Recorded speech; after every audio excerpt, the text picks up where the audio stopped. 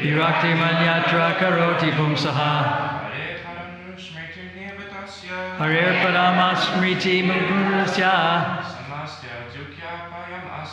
Samasta dukkapayam ashundate.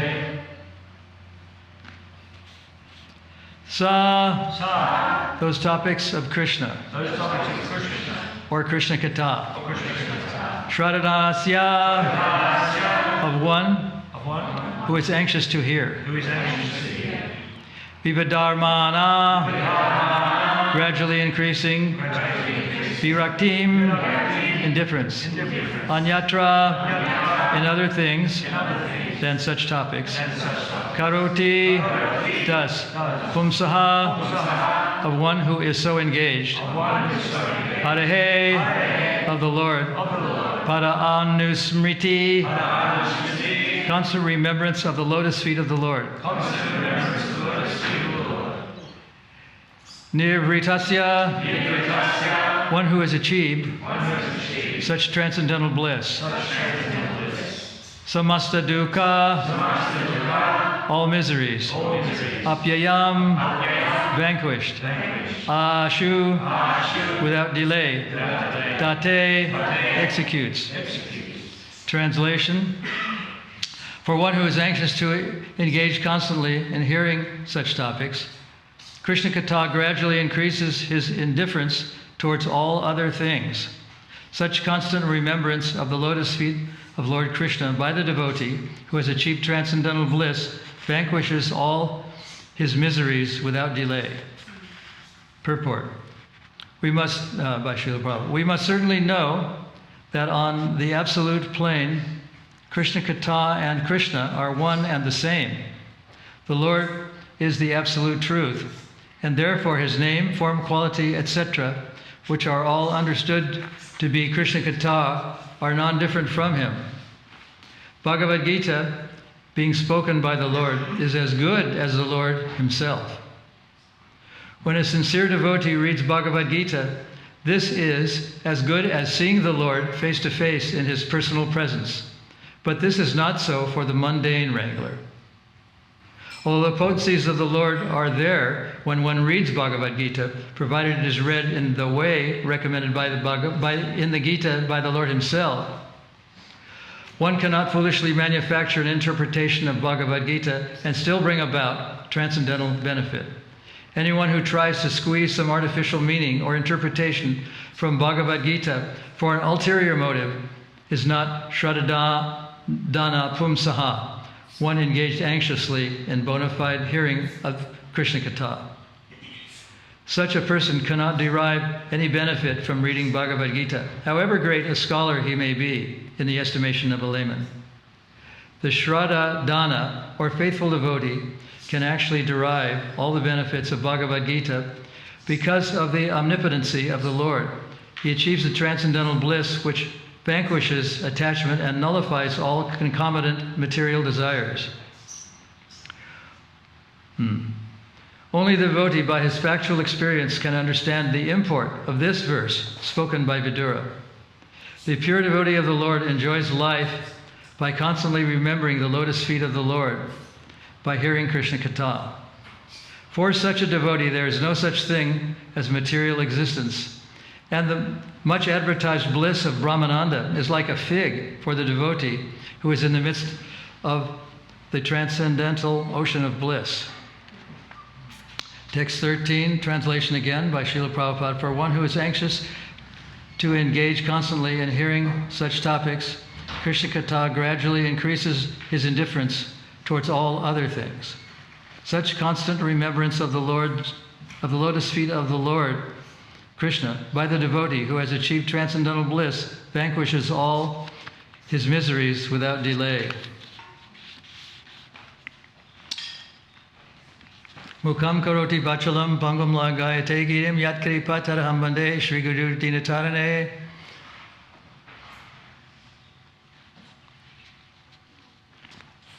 Prabhupada was aware that all of us had a competitive spirit. It's very difficult to overcome the false ego. And as he said in the very beginning, we are not this body. So he implemented this situation called, in his words, transcendental competition. Who could distribute the most books? Who could make the most devotees? Who could open the most temples? And he thought that that was the way to increase the livelihood of the Krishna consciousness movement, because he knew that all of us had this competitive spirit. And it's very easy to understand in one sense that we're not the body, but it's very difficult in another sense. Prabhupada often gave concrete material examples to illustrate these very difficult points. And the point he often used with the material body, that we're not the material body, is that of an automobile.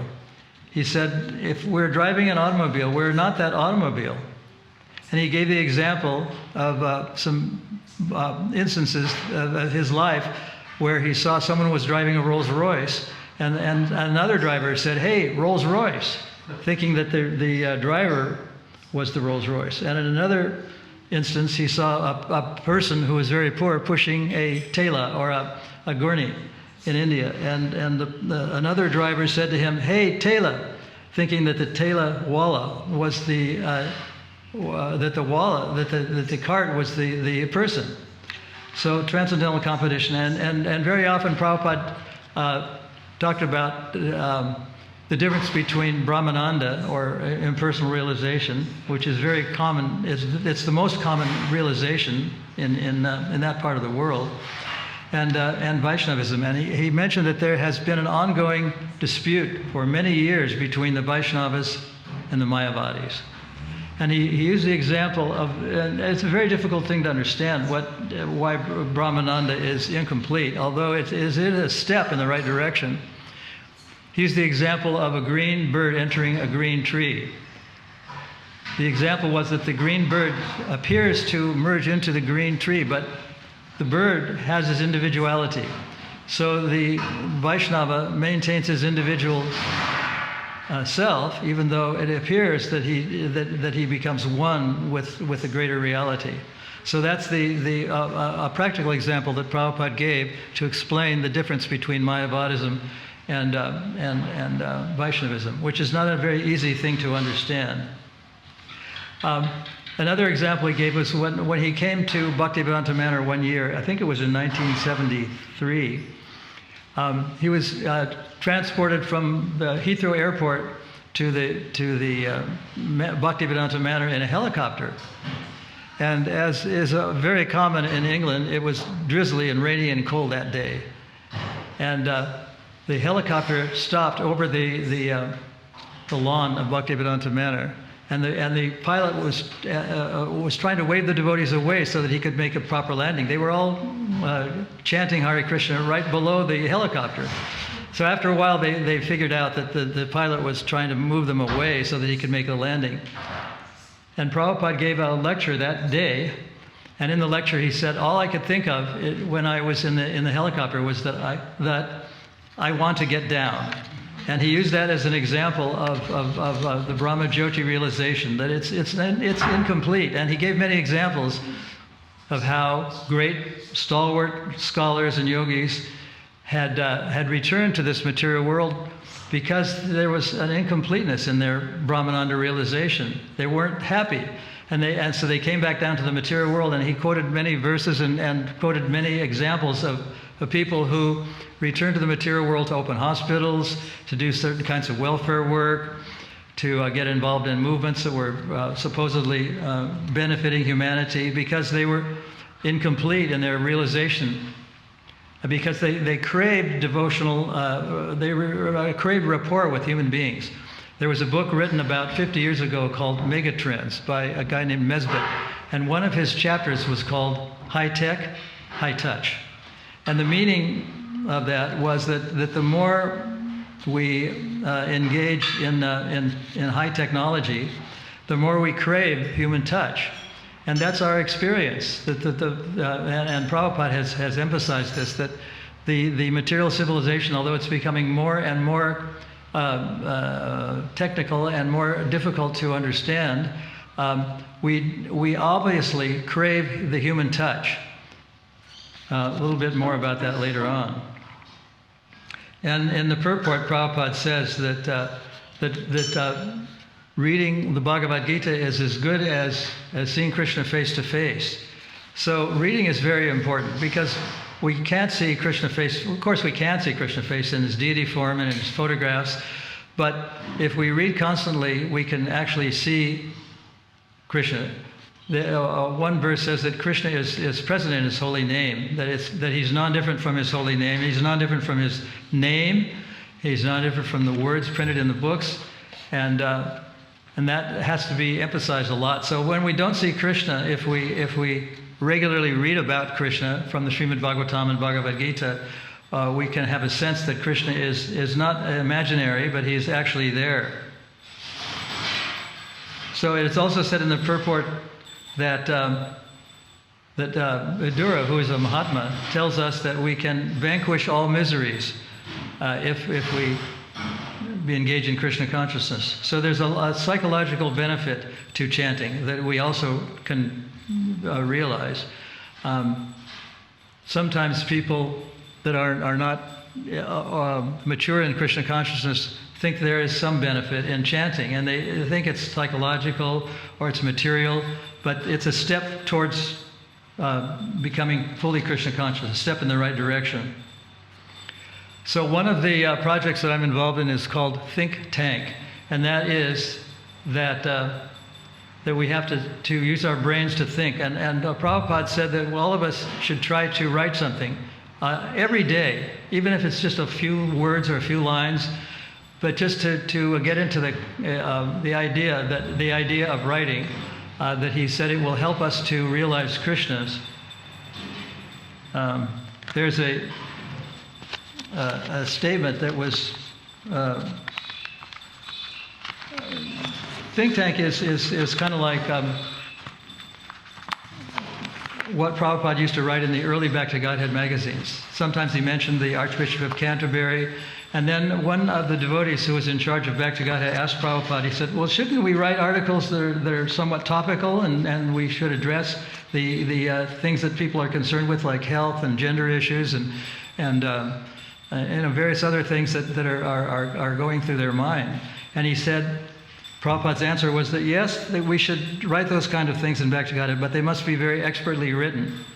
So he was indirectly saying that what he wrote in Back to Godhead was expertly done. Of course, you can get away with a lot of things in that part of the world because people are naturally, they believe in a higher order of life, in a higher intelligence.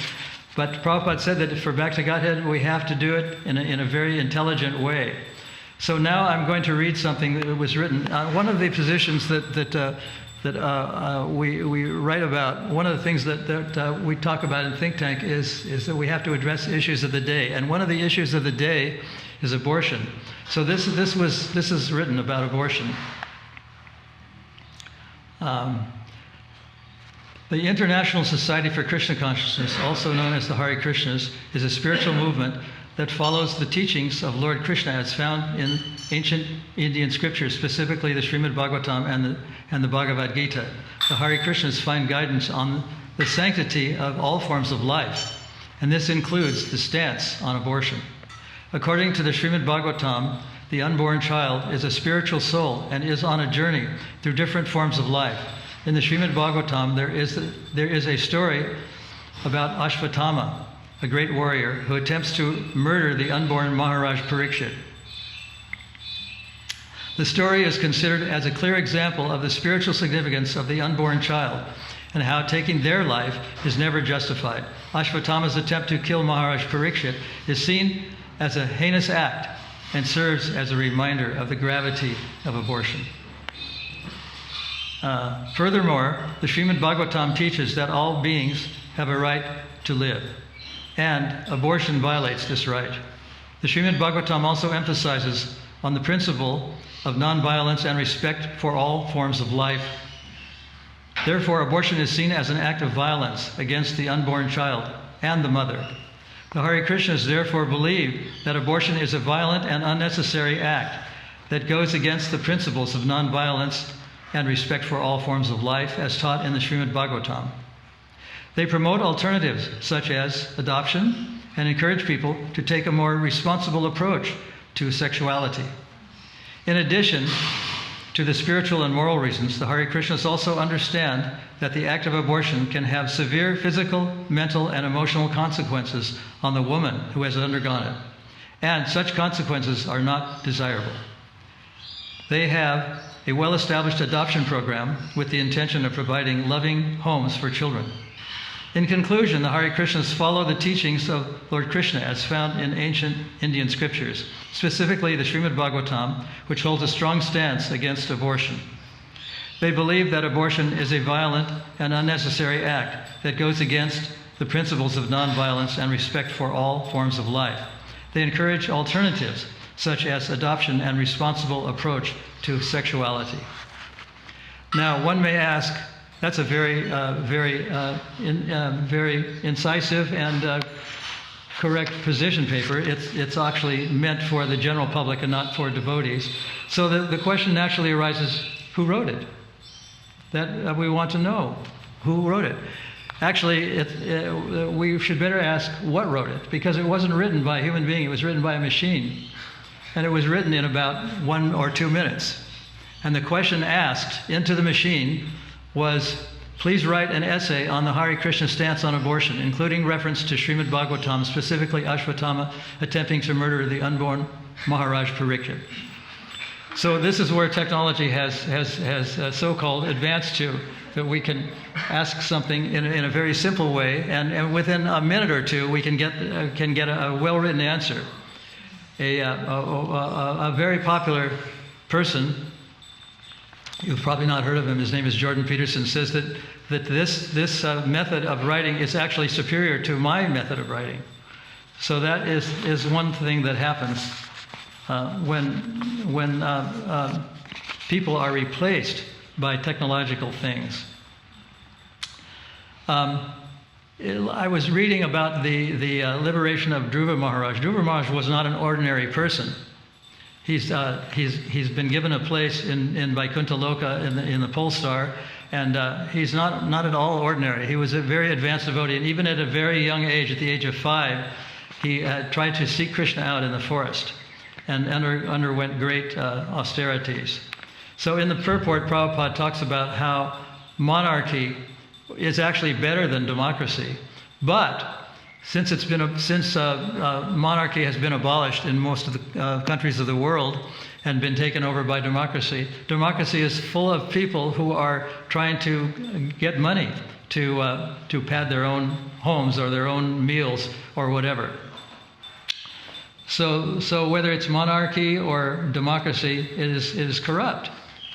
And one thing about this about monarchy, he said when monarchy was in days of yore was established, the monarchs were Rajarishis. They were lovers of the people. They were protecting them, and even though they sometimes had to do violent things, like Maharaj Parikshit he had encountered a person who was torturing a cow.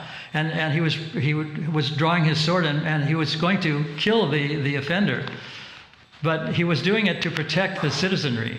He wasn't doing it out of malice. He was doing it to protect the citizenry. So sometimes these Rajarishis, they even had to act like a police force to punish the criminals in order to protect the human beings. So in relation to this, one of the existing monarchs who recently passed away, Queen Elizabeth, was very pious person, or seemingly a very pious person. Prabhupada he never met her, but he was told about her, and he knew a little bit about her, and he saw some photographs of her, and he read some of her writings, and he said she's the most beautiful person in the world, the most beautiful woman in the world. That's his exact quote. And it so happened that the Queen and her husband attended a few Hare Krishna functions. When the Bhante school was opened, she, the Queen, and her husband, and her then husband, the Duke of Edinburgh, sat and they were part of the ceremony. And they talked to some devotees. They talked to another devotee, the late Shruti Dharma, who was then the temple president, and they had a very interesting conversation. I don't know what the conversation consisted of, but at one time I knew a devotee. His name was David Wynne, who lived in Wimbledon. It was part of London. It's a place where all the famous tennis matches take place.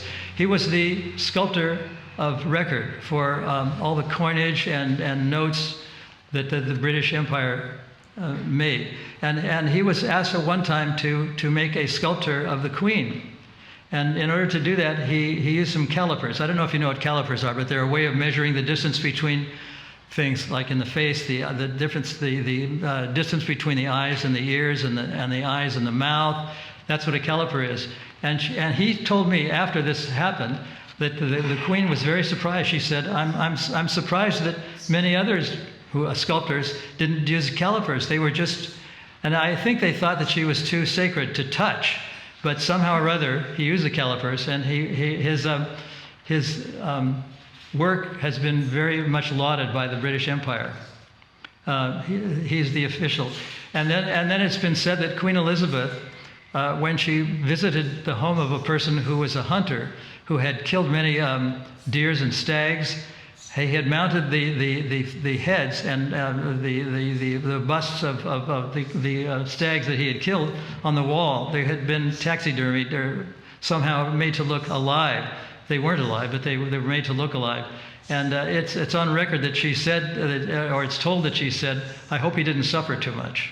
She looked at this full-grown deer, and the first thing that came to her mind was, "I hope he didn't suffer too much." So I have some photographs of her attending the opening of the Krishna Avanti school, her and her husband. And she is also, there's another photo of her being garlanded by a devotee. It was a special occasion. There was a devotee named Bhakti who garlanded the Queen, and there's a picture of her, I'll pass these around, of her kind of bending forward to accept the garland. So she was not an ordinary person. And after her passing away, the parade and the celebration and all the things that go with the passing of a monarch were very heavily attended. She was very much loved by her constituents, and probably a person who was difficult to find fault in. I mean, almost all the heads of state and almost all the royalty, they're full of faults. And as Prabhupada once told us, that everybody has their faults and their glories. And it's very easy to find faults with people like Joe Biden or Donald Trump, or who's ever the president or the head of a state. But it's not easy to find the faults in royalty, in certain members of the royal family.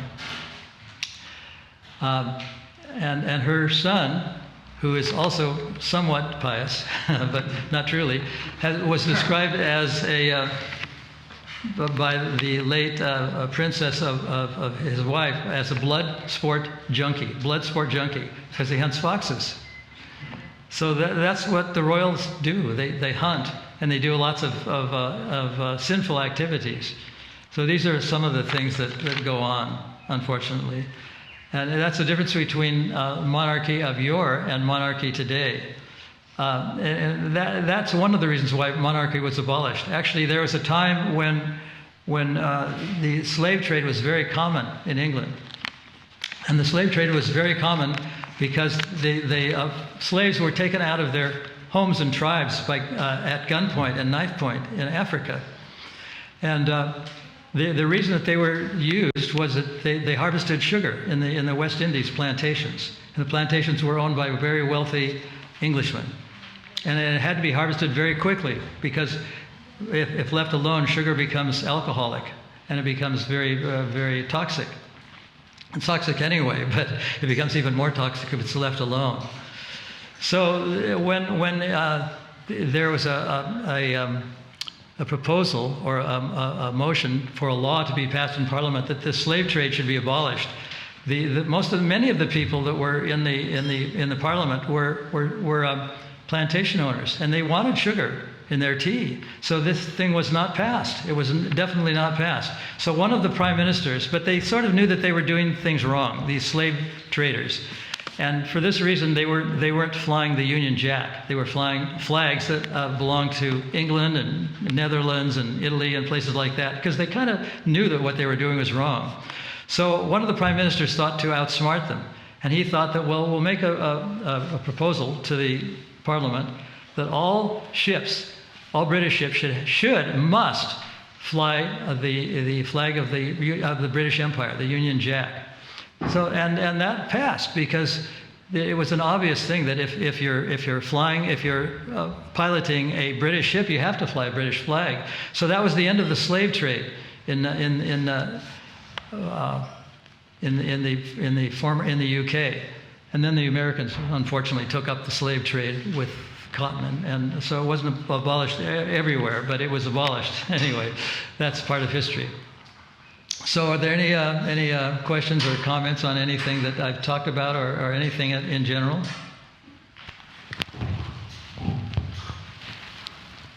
Yes? Didn't I hear from Shamasundar's writing that maybe David Wynne, was that his name, the sculptor? Mm-hmm. That he gave the Queen the Bhagavad Gita while he was... Yeah, well, what I heard from David Wynne was that I had heard that the Queen was somewhat favorable to Krishna consciousness. And so I got a Bhagavad Gita as it is and put a red cloth cover on it and a bit of jewelry to make it look kind of fancy. And so all the time that she was being sculpted, she had this Bhagavad Gita on her lap, and she is, according to David Wynne, she said, wouldn't it be wonderful if all we had to do was think about Krishna? Because she, as the monarch of a commonwealth, she had to go to all sorts of places, New Zealand and Malaysia, and that's one of the reasons why she went to Avanti school, because she was a champion of the underdog, of the people who. The little islands, now the Commonwealth is just a few little islands in the West Indies, because one after the other, the British Empire ceased to exist as an empire. But she did have that thing to say about Krishna, according to David Wynne anyway. And that, I don't know how long she held that thing on her lap, but it must have taken him at least half an hour to do the sculpture. So that was a thing we've heard about the Queen. Anything else? Hare Krishna Maharaj, thank you for the class. Go ahead. Yep. I was considering, when you were speaking about the Queen, the verse in Bhagavatam which says, what use is the activities of anyone if they're not for the glorification of the Lord? Shrama eva hi kevalam. And your words about how the government nowadays, we feel, are not really helping us in any form, or at least not working towards spiritual emancipation of us. But at the same time, we as a society, Krishna conscious society, work within the laws of the government and within their system. So how do we balance this kind of equation out in kind of working? Ordinarily, we don't glorify monarchs or people who are in charge of a society or a country. And in fact, we do just the opposite. We kind of, if we talk about them at all, we talk about how weird they are, how corrupt they are. And it so happens that, I don't know if you know about this, but when there's meetings of heads of state, they have a luncheon and they serve meat. So that's just one of the sinful activities that they perform. So Krishna consciousness, in a sense, it operates in a society that's against what they do. When Lord Chaitanya was present, the Pathans were ruling, the Mohammedans, who have a different philosophy of life. But somehow or other, Krishna consciousness expanded. And even though the Mohammedans didn't like us, some of them became very favorable. But the Krishna consciousness did exist in a very different atmosphere. And most of the people, because they lived kind of aloof from the material life, they didn't know who was in charge, whether it was Ashoka, who was a Hindu king, or whether it was one of the Muslim mullahs who was ruling under Muslim law. They just didn't know. And at that time, the taxes, there was a very evil Mohammedan ruler named Aurangzeb, and he levied a tax against the Hindus, and he said that they wouldn't have to pay the tax if they became Muslims. I mean, they had there were some very cruel rulers in those days, but most of them didn't mind. They were a little bit religious, and they believed in God, whether it was Allah or whoever name they used, and so they operated. And similarly, we have to operate in that system. And generally, we're thought to be kind of weird or we don't fit in because we're different. And someone like the Queen, she knew that we were different, but she went anyway. So even though we have to operate under a system that we don't necessarily believe in, we have to do it because even though Prabhupada condemned the system and showed that it was corrupt, somehow or other Krishna consciousness is growing, even within a system that it doesn't believe in. In the last 55 years or so, it has grown more temples, more devotees, more books distributed, and somehow or other it's continuing. And as Prabhupada said, that his books will be his purports are as transcendental ecstasies, and the face of the world will change, even in Kali Yuga. That's what he said anyway. The face of the world will change if we are Krishna conscious. Those are his words. I don't know if that's going to happen in Kali Yuga, but those were his words. Yes? Maharaj? I was glad that you touched upon this seeming dichotomy. On the one hand, we tell people, be a lawyer, be a doctor, just do it for Krishna. Whatever you do, whatever you give away, whatever austerities you perform, do it for Krishna. And on the other hand, it seems that we have a low estimation of the surrounding material society that we're operating in. So how do we balance that? I was quoting Prabhupada the other day in a statement that sounds like our typical transcendental double talk. He said, we are not against the advancement of material society, even though it's suicidal. So there seems to be this tension in the Hare Krishna movement. On the one hand, whatever you do, do it for Krishna. Then on the other hand, by the way, you live in a society that's hellish and no one knows what they're doing. So how do we balance the two? Well, in a sense, we don't balance the two. We just know that the world as it is corrupt, and that we are either pure or attempting to be pure. And one of the ways that a sort of balance is achieved is that we have an organization. I can't remember the name of it, but it's based in Florida, and it consists of people who have advanced degrees. And they have figured out a way to talk about Krishna consciousness in terms of their respective fields of study, whether it's philosophy or whether it's mechanics or science or something like that. And they show that what Prabhupada was saying, how that if we're a mechanic, we can do it for Krishna. If we're a philosopher, we can philosophize for Krishna. And one devotee wrote him, who was a student at Oxford University, and he said, here at Oxford, we're trained to use our minds fully, and we have to do everything. But in the Bhagavad Gita, Krishna says that I am the taste of the water.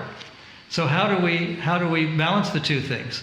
And Prabhupada's simple answer to him in a letter was that we have to know how Krishna is the taste of water. So in a sense, that is balance, but in another sense, there is no balance. Because, I mean, it's balance in the sense that the Queen can come to a Krishna Hare Krishna function. So there's some balance in that way. And there's balance in the sense that Prabhupada said the face of the world will change. So we're a little optimistic, and we're overly maybe optimistic in that we have grown in 55 years, but we're out of 8 billion or 9 billion people in the world. We're very small numbers. So changing the whole world is not going to be an easy task.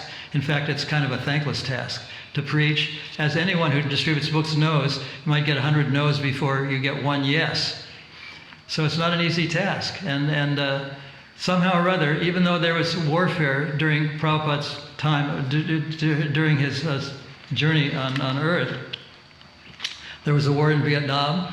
And an article came out, it was in the Washington Post, where Prabhupada said that the real peace formula is the last verse in the 5th chapter. Bhoktaram Jagatapasam. I think it's the 6th chapter, 5th chapter. Sarvaloka Maheshwaram. But Krishna is actually the Sarvaloka Maheshwaram. He's the owner of everything. And the UN does absolutely nothing but erect more flags. And they have meetings and they talk, but they don't actually bring peace in the world. In fact, they have a peace organization that consists of tanks that say, motorized tanks, that say the UN on them in big letters. So in a sense, there isn't any balance, but we take shelter in the fact that Prabhupada said the face of the world will change, and maybe our optimism is not very, very wise, but that's what Prabhupada has said. So somehow or other we carry on, even though a few thousand people out of 8 billion is a very small number. It's grown. But I think that there's I don't know, maybe you know how we balance these two things. What would you say? Different ways on different days. Some days we may say, meet someone, you're a doctor, you're a lawyer, you're you're a carpenter. Just, bhakti is all about just do it for Krishna. And the next day we may say, and by the way, you live in a society that's mad and the leaders don't know what they're doing. Then the next day we'll say, just give a little something to Krishna. So it seems as you say, there's no balance. We go back and forth, and gradually as we mature as devotees, we see the whole picture, gradually. But for beginners, we just want to encourage them to plug in your talents, plug in your skills to bhakti. The world will be a better place. You'll be better off. But they can't avoid, when they read Prabhupada's books, they can't avoid his opinions about material society and its worth. So we just tell them, read the books, by the way. As you're giving to Krishna with your talents and money, read the books. They read the books and they, so this is what Bhagavatam thinks of the world today. Thank you. Anything else? Any other comments or questions? Yes? See, thousands of years ago, Krishna warned us that every endeavour is covered by some sort of fault. So he's warning us even then, I think. Yeah, not so recently, but within a couple of years ago, there was a legal conference, and every devotee who had become a lawyer was invited to attend. And out of the 76 lawyers that now exist, about 46 did attend this conference. So it's not that people who are sophisticated in their education or lawyers or doctors can't become Krishna conscious. They can, as you said, by reading books, they can change. And so our optimism isn't completely ridiculous. Yes, Hari Keshava? Or no, Hari, sorry. Just a point of interest about David Wynne. In Prabhupada's rooms in Vrindavan, there is a head and shoulders bust of Srila Prabhupada, and that was actually made by Wynne and donated as a gift for Srila Prabhupada. So if you want to see that, you just... Good? Huh? Is it good? Yeah, Prabhupada liked it.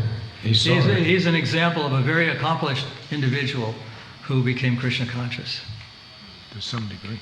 Thank you. So I think, unless there's something else, we'll stop there. Thank you all. Hare Krishna. Srimad Bhagavatam ki jai. Srila Prabhupada ki jai. Mukunda Goswami Maharaj ki jai.